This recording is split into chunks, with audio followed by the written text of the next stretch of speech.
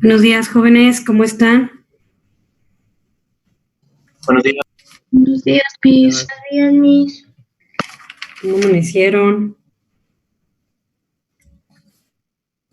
Bien, gracias a Dios, todo muy bien. Qué bien, maestra. Ok. Muy bien, la tarea para la próxima clase es la siguiente, chicos. Van a consultar, por favor, un artículo científico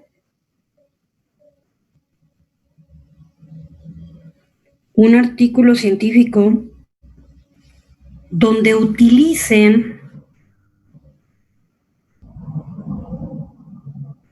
cualquiera de las dos PCRs que hemos visto, ya sea la convencional o la PCR en tiempo real. Y de ese artículo van a consultar, por favor, para qué se utiliza la técnica, los resultados y la conclusión a la que llegan los autores.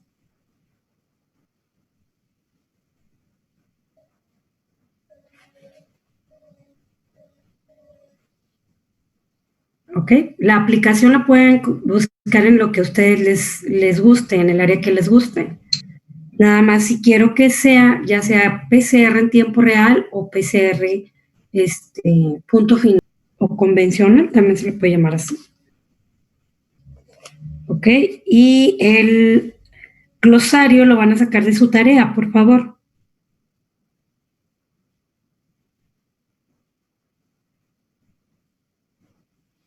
Muy bien.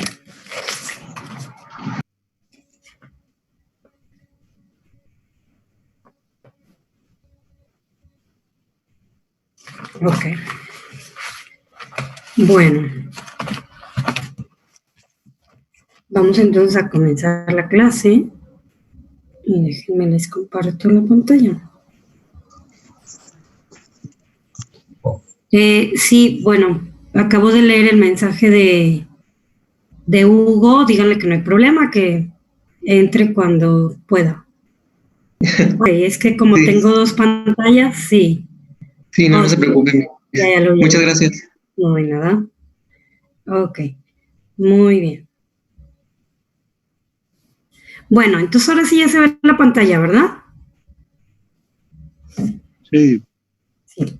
Bueno, el día de ayer estábamos platicando de que la PCR en tiempo real, a diferencia de la PCR convencional, nos arrojaba los resultados en forma de gráficas y para poder interpretar estos resultados teníamos que cumplir con ciertos requisitos para considerarlo una curva. Y platicábamos también que dentro de esos requisitos para la curva tiene que cumplir con la fase de adaptación o de latencia, la fase exponencial o geométrica, la fase estacionaria y la fase de declive o muerte. Entonces, platicábamos que checamos, por ejemplo, en este ejemplo que les enseñaba, son resultados de la maestría y veíamos las frecuencias alélicas. Recuerden que al hablar de alelos podemos hablar a nivel poblacional, por supuesto, pero también es más específico a nivel individual. Entonces, acuérdense que un alelo son las diferentes formas o manifestaciones en las que un gen se expresa. Y pues solamente, podemos tener dos variantes. La primera es silvestre o nativo, o el homocigoto, o el alelo natural o normal, y la otra es el homocigoto, pero el mutado, es decir, aquel que tiene la condición de polimorfismo o la anomalía en una base, ahora sí que ya puede ser porínica o pirimídica. Ok, entonces en estas gráficas podíamos ver tres líneas aquí en el inciso A, donde recuerden que les había platicado que ROX, PIC y FAM son los diferentes fluorocromos que pueden existir en el equipo de detección. Dependiendo del equipo que ustedes estén utilizando, son los fluorocromos que se van a ir utilizando y también dependiendo de la marca o del proveedor de la sonda que estemos analizando. Entonces, en este caso, para este ejemplo específicamente, para nosotros, Vic, yo lo marca o lo marcamos como el alelo silvestre, o el nativo, o el natural. Y yo le dije al equipo que lo coloreara en tono verde, ¿sí? Mientras que el color verde, azul, perdón, Vic es el azul. Mientras que el tono verde es para el fluorocromo FAM, y le dijimos al equipo que tenía que ser el que detectara el alelo de mutación o la variante que estábamos analizando y que lo tornara en color verde. Entonces, también aquí podemos ver una línea roja, que les decía yo que la línea roja es ROX, que es una molécula de referencia pasiva. En otras palabras, ¿qué quiere decir el ROX? Es mi línea basal. Es a partir de donde yo le digo al equipo, a partir de aquí, puedes hacer el corte para definir si es positivo, si es negativo, si tiene la variante o no tiene la variante. Entonces, siempre tenemos que tener una molécula de referencia pasiva. Generalmente, el ROX, para este ejemplo, lo arroja el equipo. Entonces, lo que también les comentaba el día de ayer es que si ROX se encuentra por acá en el número 800, pues tenemos la facilidad de poder subirlo o bajarlo. ¿De qué va a depender que ustedes lo suban o lo bajen, chicos? Pues obviamente de las características de mi curva. Por ejemplo, si yo lograra subir el ROX aquí a 800, ¿tendría validez? Pues por supuesto que no, jóvenes. ¿Por qué? Porque ¿en dónde empieza mi curva? Aproximadamente en el, ¿qué les gusta? En el 450, aquí podemos ver, ¿sí? Aquí comienza mi fase de adaptación y aquí comienza la exponencial. Entonces, ¿tendría sentido o razón de ser que yo la línea roja o ROX la ponga en 600? Puede ser que en 600 esté válida, porque ahí empieza la fase exponencial, más o menos, aquí, ¿sí? Empieza antes. Entonces, ¿qué es lo que pasa? Que el equipo no me va a detectar toda esta parte. Puede ser ruido. Cuando ya son muy expertos en analizar gráficas en PCR en tiempo real, pues por supuesto que ustedes pueden empezar a partir del 600, no del 800. ¿Por qué no el 800 no? Porque vean, estaría empezando aquí mi detección, este fragmento nada más. Pero vean todo lo que se está comiendo, todo esto. Y todo eso es parte ¿de qué? De la curva. Ojo, ojo, les voy a decir algo importante. Cuando nosotros estamos analizando frecuencias alélicas y o genotípicas, puede ser que mi línea de threshold o el ROX, que es la molécula de referencia pasiva, puede ser, ojo, puede ser que sí lo consideremos más arriba, porque únicamente para frecuencias alélicas o genotípicas, perdón, únicamente me va a decir si tiene o no tiene la alteración. No me va a cuantificar. Entonces, para cuestiones de SNPs o polimorfismos o de mutaciones, generalmente la línea threshold no se mueve, ¿sí? Pero a diferencia, por ejemplo, cuando estamos analizando el transcriptoma o a nivel de ARN mensajero, sí se tiene que tener cuidado con la línea basal. ¿Por qué? Porque dependiendo de dónde esté detectando la sonda, es donde va a dispararse la gráfica y es el número, es ahora sí que la cantidad numérica que me va a arrojar el equipo. Aquí no me arroja números, solamente me arroja gráficas. ¿Por qué? Porque lo único que me va a decir el equipo es presencia o ausencia. Por ejemplo, en el inciso A, aquí podemos ver que claramente la curva en color azul está amplificada, lo cual quiere decir que este paciente con la letra A, que estamos estudiando este SNP del gen interleucina 13, simplemente tiene la letra C donde debe de ir, es decir, no tiene la alteración. A diferencia de la letra B, este es otro paciente donde sí podemos observar tenue, pero sí se ve que la curva que sube es la color verde. ¿Qué quiere decir interpretación de resultados en el inciso B? Que este paciente tiene el polimorfismo. En otras palabras, que este paciente de la letra B, en lugar de tener una C donde debe de ir, se cambia por una T. ¿Sí? Si se fijan, la única diferencia entre el A y el B es el color de la curva, el color de esa curva que está amplificada.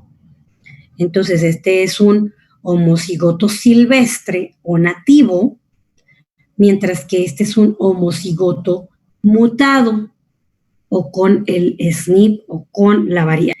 Y en el inciso C podemos observar que las dos curvas amplifican, es decir, que las dos curvas suben a la par.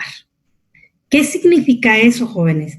Pues eso significa que la letra C corresponde a otra persona, a otro sujeto de estudio que tiene las dos variantes y a este se le considera heterocigoto. Ahora sí, ¿alguna pregunta? ¿La C dijo que era heterocigoto, Miss? Heterocigoto porque tiene las dos variantes, tanto la letra C como la letra T, por eso suben las dos curvas. ¿Dudas, chicos? Yo, maestra. Yo, Miss. Sí, adelante. Ok. Ya una vez que nos explicó las gráficas, me gustaría entender también, en estos sujetos, ¿cuál es el que presentó? Estaban estudiando asma, si no mal recuerdo. Sí. La presencia. ¿Cuál de ellos va a expresarla o va a contar con el asma una vez que, durante toda su vida, digamos? No, es que el objetivo del estudio no era ese. No. Okay. O sea, nosotros teníamos sujetos o niños, teníamos 4 grupos importantes. El grupo A eran niños con asma, ya diagnosticada por un pediatra, ¿sí? Y un alergólogo. Entonces ya me decían, este niño tiene asma. Y juntamos un grupo de puros niños que tenían asma, pero aparte tenían la exposición del humo del tabaco, es decir, se consideraban fumadores pasivos, porque alguno de los papás fumaba, ¿sí? El otro grupo, el grupo B, eran niños también con asma, pero que no fueran fumadores pasivos, es decir, que no convivieran con personas que fumaban, ¿ok? Y luego teníamos otro grupo, el grupo C, donde teníamos niños que no tenían asma. Obviamente se le hace el estudio con un alergólogo y con un pediatra, pero tenían la condición de estar expuestos al humo del tabaco. O sea, sin asma, pero fumadores. Pasivos, obviamente, ¿sí? Y luego teníamos otro grupo que no tenía asma y tampoco estaba expuesto al humo del tabaco. Entonces, estos 4 grupos, lo que queríamos contestar era si el asma era provocada por factor hereditario, porque el asma ya estaba ahí, la condición ya estaba ahí, o sea, este estudio no me decía si iba a tener asma o no. Simplemente me decía si, bueno, los objetivos eran ver si el asma era un factor hereditario y qué probabilidades tenía, a lo mejor ese chiquitín de en algún momento va a tener hijos y contribuir a que su hijo tuviera asma. Eso sí se podía contestar. Y otra de las cosas importantes que queríamos contestar era si no era por factor genético o hereditario, sino que era más bien por factor ambiental. Entonces, si las crisis se presentaban por estar expuestos al humo del tabaco y a la zona donde vivían, porque también se seleccionaron pacientes o niños que vivieran a los alrededores de peñoles, por ejemplo. Entonces ya teníamos 2 variantes ahí de condiciones ambientales que estábamos evaluando, aparte de otras tantas, ¿no? Y otra de las cosas que se quería contestar era que si eran las dos variantes, tanto factor hereditario como factor genético. Entonces, se seleccionaron estos SNPs o estos polimorfismos porque están directamente relacionados con asma. ¿Qué quiere decir esto? Que con personas que tienen asma, estos polimorfismos en la mayoría de las poblaciones se expresan, es decir, tiene la variante de la alteración o el alelo mutado, ¿sí? Entonces, nada más que nosotros le dimos estas otras variantes. ¿Sigo? Sí, maestra, sí, sí, es que ya como que me había perdido un poco con el objetivo del estudio, del artículo, y por eso como que me costaba un poquito entender. Pero ya Sí, ahorita con la no, explicación ya está un pero poquito sí, más no, claro. o sea, lo que queríamos contestar era si era por factor ambiental o factor genético. Entonces, lo que plasma, por supuesto, hasta en un 75% de expresión, mientras que por factor ambiental también lo es. Es decir, los niños que no tenían asma tenían 2.5 veces más riesgo a aquellos que estaban expuestos al humo del tabaco de presentar en algún momento de su vida el asma. Y obviamente todo esto se hizo por análisis estadístico. De hecho, el próximo cuatrimestre se les va a dar una materia que se llama bioinformática y ahí se ve todo eso, que es la continuación de estadística. Ok, Pero va a estar interesante también la otra materia. muchas gracias. No, de nada. Ok, ¿alguna otra pregunta, chicos? Sí, yo. Dígame. Por ejemplo, en la gráfica C, donde se expresa tanto el nativo como el mutado, ¿eso quiere decir que en alguna parte de su vida va a expresar el asma o ya la tiene, pero no con crisis tan fuertes? Sí, ya la tiene y está controlada. Bueno, fue la conclusión que se llegó. Sí. Ok, gracias. Ojo, no de nada. Ojo, chicos, porque el hecho de que nosotros hayamos estudiado estos polimorfismos o estas condiciones, para poder yo extrapolarlo a otras poblaciones de estudio, obviamente que yo tengo que hacer mi diseño del estudio muy bien. ¿En qué sentido les digo esto? Obviamente ustedes saben que nuestra población no es nada parecida a los asiáticos o a los europeos, ni a los americanos. Entonces, yo tengo que evaluar de cierta manera las condiciones tanto ambientales como genéticas y que mi grupo de estudio esté muy grande para poder nosotros decir que sí podemos extrapolar estos resultados a otras condiciones o a otras poblaciones de estudio. En otras palabras, quiere decir que si yo hago este mismo estudio con todo así igualito, lo replico en una población asiática, en teoría me tiene que dar lo mismo. Para que eso pase, pues claro que está muy complicado. ¿Por qué? Pues porque para estudiar esto y para poder hacer eso, sí, necesitamos grupos de estudios muy grandes. Yo hice un estudio de casos y controles. El diseño fue ese. Y el caso se define como el niño que ya tenía asma diagnosticado. Y el control, el niño que no tiene asma. Entonces yo iba a comparar un niño sano, aparentemente, con un niño enfermo, ¿sí? Entonces, para que podamos nosotros decir, estos resultados valen igual aquí en China y en todos lados, yo necesitaría 300 más o menos pacientes en el grupo de controles y 300 en el grupo de casos para estudiar una población final de 600 casos aproximadamente, que mi poder estadístico esté muy alto, ¿sí? Para poder extrapolar.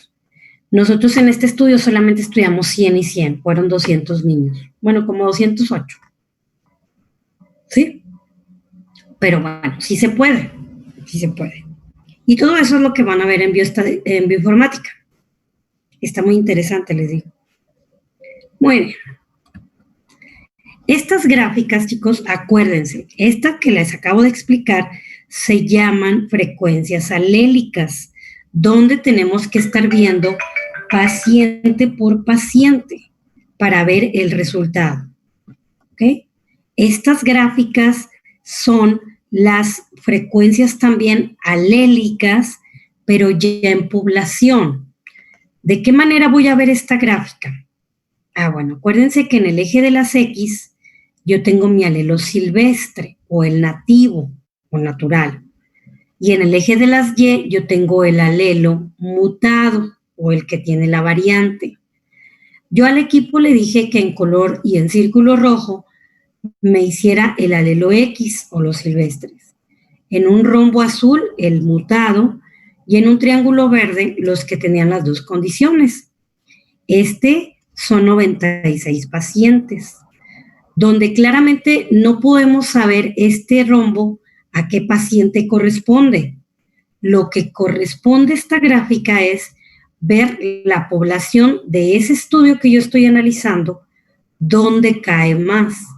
Como podemos observar, todos estos, color rojo, son aquellos que están como con la condición natural o nativa o silvestre.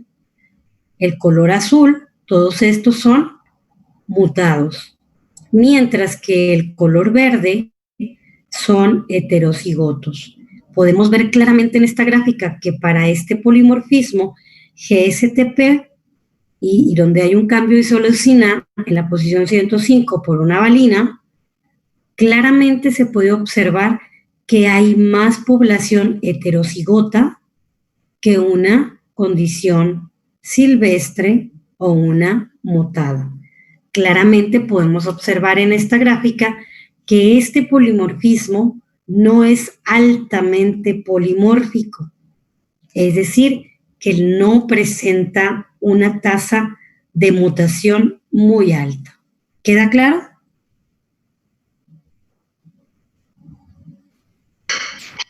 Sí. Ok. Como podemos observar aquí en esta gráfica, chicos, tenemos una X. ¿Qué creen que signifique esa X?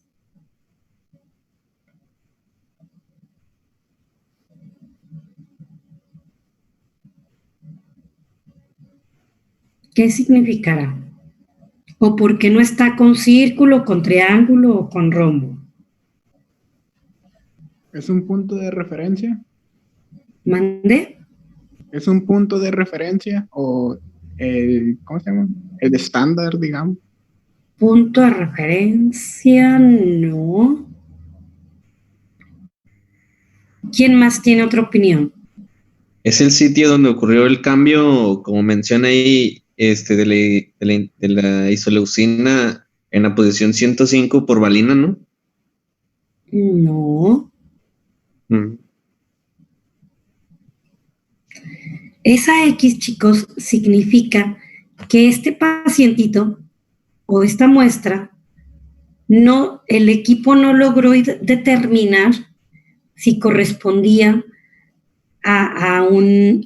o si tenía un alelo mutado o los heterocigotos o los dos. Está indeterminado, por eso tiene una tacha. Esta muestra específicamente lo ideal es que se debe de volver a procesar. ¿Por qué? Porque no podemos definir a ciencia cierta si corresponde a un heterocigoto o a un mutado. No está bien definida esa gráfica. Es decir, estas curvas no están bien amplificadas, ni esta tampoco. Entonces están todas cuchas las curvas y esa curva no se puede interpretar. Lo ideal es volver a repetir esa muestra. ¿Sale? Eso significa esa X. Ahora, ¿qué significan estos cuadritos que están aquí en color gris?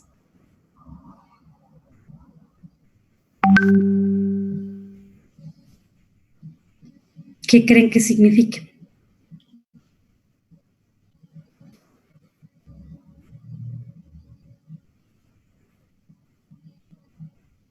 ¿Ni idea? No. No, ¿No? Ok, estos cuadritos, chicos, significan mis controles. En todos los equipos habidos y por haber, aquí en China y en todos lados, nosotros como analistas tenemos que tener nuestro control negativo y nuestro control positivo para poder comparar nuestros resultados con estos controles que ya están validados y están certificados. Entonces, ¿qué quiere decir? Que yo debo de tener esto en todas las corridas. Este es mi control negativo. Y el control negativo no se le pone nada más que la pura mezcla de reacción. ¿Nada en qué sentido? En que no le ponemos una muestra de DNA o RNA. Se le pone agua libre de nucleasas. Y esto no te tiene que amplificar nada. Si mi control, chicos, si este cuadrito gris nos hubiera dado aquí, ¿pueden confiar en esa corrida? No. ¿Por qué no? Muy elevado el control. ¿Por qué significa? Porque estaría elevado. ¿Por qué? ¿Una falla? Porque una falla, exactamente, una contaminación. ¿De qué índole? Pues a lo mejor cuando yo estaba manipulando mi tubo de reacción, con los mismos guantes yo introduje material genético. Entonces no debe de tener nada de amplificación. Por lo tanto, el control negativo siempre me tiene que estar dando en este cuadrito, que es el 0. Si ya me hubiera dado acá el control, algo hice, lo contaminé. Acá algo hice, lo contaminé. Acá algo hice, lo contaminé. Entonces ahí no podemos confiar en esos resultados. Y bueno, pues estos son 2 controles que se metieron en la corrida. ¿Por qué se define que esta corrida es óptima? Y sí podemos tomarla como referencia, porque de los 2 controles están cercanos al 0. ¿Sí?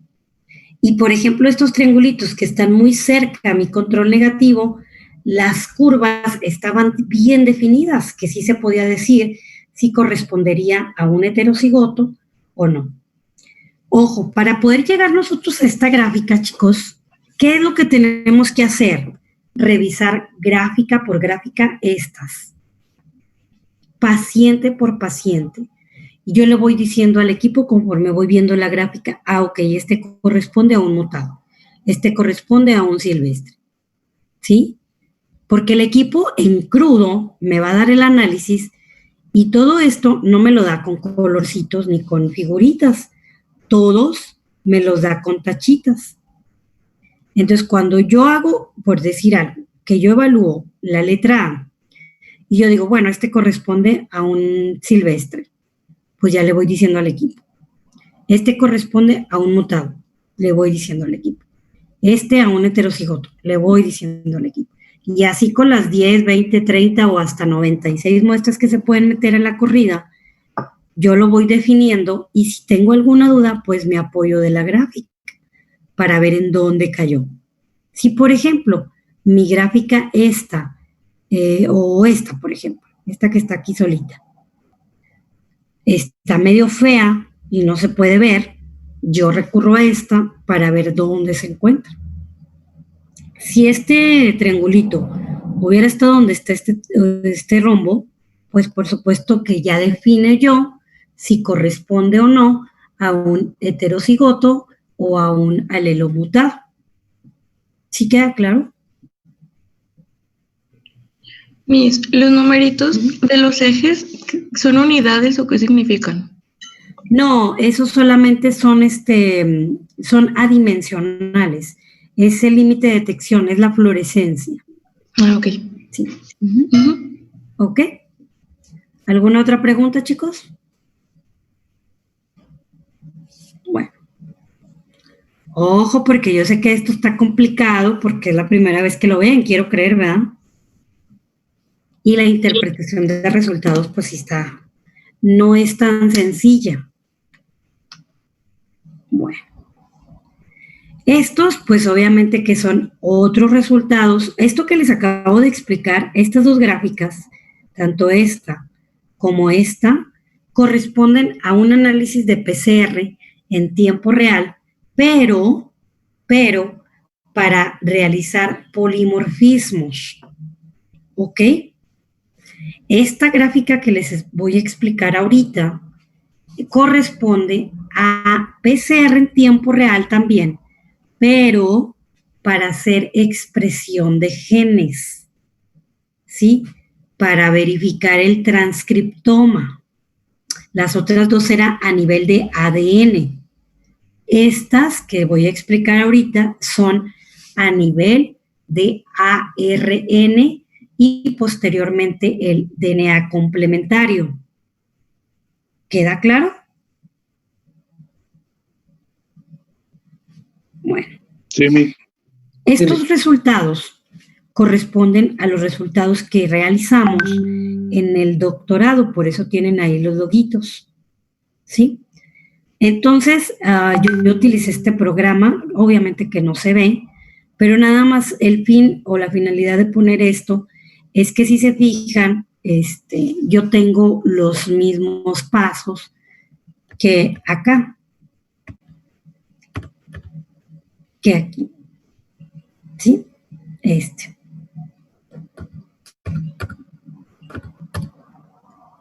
Entonces, aquí tomamos una foto de la pantalla.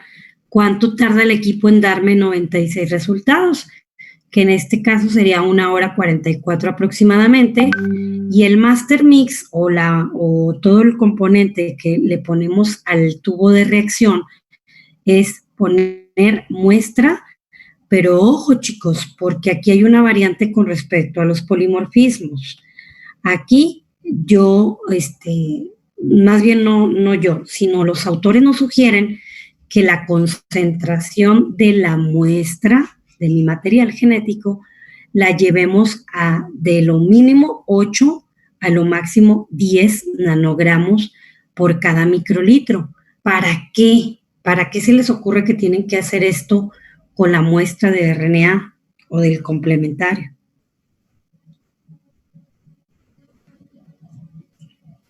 Piénsenle un poquito. ¿Para qué?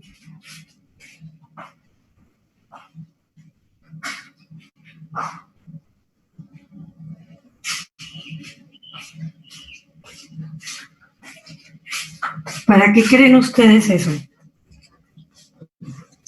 ¿Por qué es importante? Porque si se fijan en la explicación anterior aquí, en ningún momento les dije que la concentración del DNA se tenía que hacer a una misma. Aquí el rango mínimo de DNA que yo le puse fue 5.08 y el máximo fue 822.84 nanogramos por cada microlitro. Y ahí no les dije nada de que la teníamos que llevar a una misma concentración. ¿Por qué aquí a nivel de transcriptoma sí?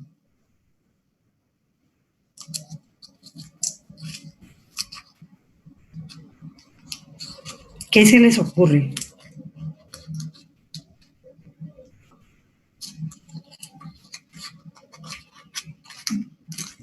¿No?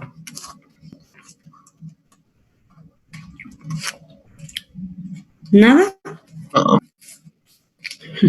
No, ¿En serio? Bueno, el punto es que a nivel de transcriptoma, a nivel ya de expresión génica, nosotros ya vamos a cuantificar. Me va a dar las gráficas, pero también me va a dar un número. Y ese número, después de hacer cálculos, me va a decir qué tantas veces se expresa más o menos con respecto a mi control. Por ejemplo, bueno, esta no vi. Por ejemplo, un gen que se llama interleucina 13 no, GPR, que fue el que les expliqué en otras diapositivas. Y yo tengo que poner mi control de referencia, que el control de referencia era beta-actina. Entonces, beta-actina es un gen housekeeping, que se va a expresar aquí en China y en todos los individuos. ¿Por qué? Porque es algo natural, algo que siempre debe estar ahí y que debe estar expresado, que era lo que ya platicamos en algunas clases anteriores. Entonces, ese es mi basal. Aquí yo no tengo molécula de ROX. Por el contrario, lo que tengo es un control ya estudiado, ya analizado. Y por decir algo, que el resultado me dé 10.5 en actina. Y yo voy a comparar con mi proteína o mi gen control y a lo mejor el gen me va a dar 15. Al compararlo con el control, vamos a ver que está sobreexpresado 5 veces más. ¿Qué quiere decir esto? Que si mi control, que es actina, está en 10 y mi muestra, que es GPER, está en 15, de 10 a 15 son 5. Y ese es el número de veces que está expresado mi problema o mi muestra o el gen que estoy analizando. ¿Sí queda claro?